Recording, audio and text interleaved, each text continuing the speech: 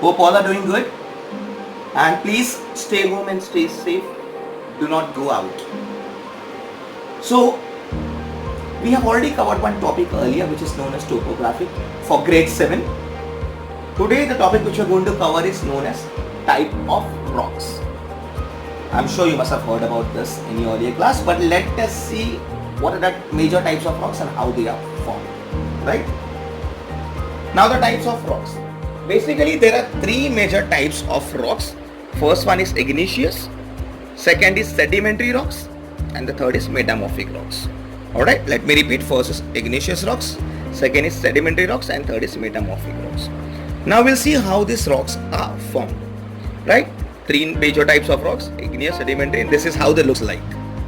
Okay, so we'll go one by one with each and every rock. First we'll go with igneous rocks. Now igneous. Igneous is a Latin word taken from ignis known as ignis.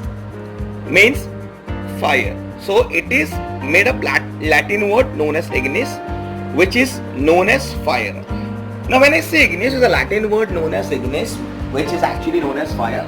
So how this fire is connected to the rocks? How this fire is formed? Rocks. We will be seeing that.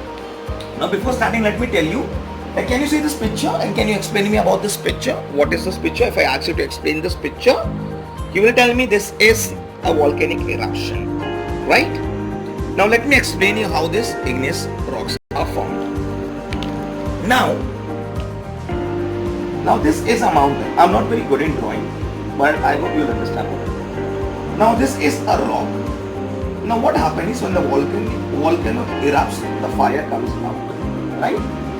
The fire comes out. Now this fire is known as molten magna. This fire is known as molten magna. Now what is basically molten magna? Molten magna is nothing, just a semi-liquid fire. Just a semi-liquid fire. When the volcano erupts, it comes out. The one which comes out, the semi-liquid fire, is known as molten magna. Now what is molten magna? As I said, it's a semi-liquid. Now how does it form? How does the igneous rocks form? When this molten magna, this semi-liquid fire flows down. When it flows down, it gathers here. It collects here. Means it deposits here at the bottom. Now when it deposits at the bottom, what happens is, after some time, it cools. After some time, it cools. Now let me explain you in more better way, looking up to the picture. Now can you see this picture? Yes. So when the volcano has erupted, you see this fire has come out, which I've said this is the molten fire, which is a semi-liquid fire. Now when it came down to the earth's surface, here you see this part. This part gathers, and after gathering, after some time it becomes cool. After some time it becomes cool. Now when it becomes cool, it becomes solid. It becomes solid. Now this solid part forms igneous rocks. This solid part forms an igneous. I'll give you an example. Now if I give you a wet mud and if I ask you to place it somewhere for some days, for few days, if you keep it for a few days and then if you come back and if you see that, you'll observe that the wet sand or wet mud has become hard, have become solid. So same way, when this molten fire, when this liquid fire deposits here, right, it gets cool. So when it gets cool, it becomes solid. So this solid part forms igneous rocks, which is a hard surface where we live. Now igneous rocks is also known as primary rock. Why they are known as primary rock? Because to pass through sedimentary and metamorphic, they has to go through this stage of igneous rocks. Now sedimentary rocks and metamorphic rocks are basically formed after passing through the stage of igneous rocks. That is why it is said as, that is why igneous rocks is said as primary rocks. Now basically there are two types of igneous rocks. We will see what are those two types. One is intrusive and one is extrusive. By the name intrusive means internal, by the name extrusive is external.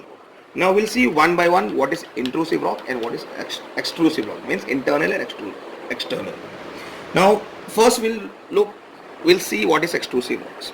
Now extrusive rocks are the same. What happens is when the volcano erupts, the magna means the fire liquid which comes out and which gathers. After some time it becomes cool. After it becomes cool, it becomes hard. That the one which comes out, of the rock, it gathers at one place, deposited in one place, and it becomes hard. That hard part is known as extrusive rocks. Now we have an example of extrusive rocks, which is basalt.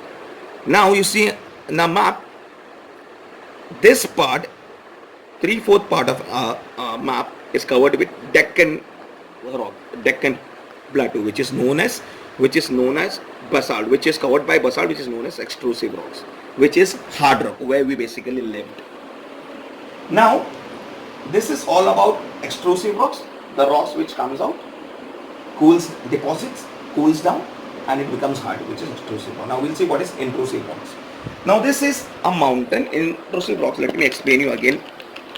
Intrusive rock is what? When the volcano, this is a mountain, when the volcano erupts. Now before volcanic eruption, this is a mountain and this is a vent pipe. Now when the volcano erupts, now there is a crack in the mountain. So when the volcano erupts, what happens is this molten, this liquid, semi-liquid fire goes in all these cracks. And stays there. When this molten fire goes inside and stays there, deposits and remains there for a longer time, they becomes intrusives, which is known as internal, which doesn't comes out. The one which comes out is external, the one which remains inside is internal, which is intrusive. So when the volcano erupts, I said there is a crack in the mountain, there are a lot of cracks in the mountain. This vent pipe deposits this magna, the semi-liquid fire, into these cracks, and when these are deposited into this crack, they cool down and they becomes hard, they become solid. Those magna which remains inside is known as intrusive rocks. The examples of intrusive rocks is granite. Then examples of intrusive rocks are granite. Now mostly we see these types of stones when you go to the beach, when you go to the seaside, you see the rocks, the small stones on the beach are known as granite. So this is all about igneous rocks. Now in the next video we will be learning what is sedimentary rocks and what is metamorphic rocks. Thank you. You have a very good day. I hope you understood. And we'll be making an assignment and we'll be giving you an assignment on all this topic. Thank you and stay safe. Stay home.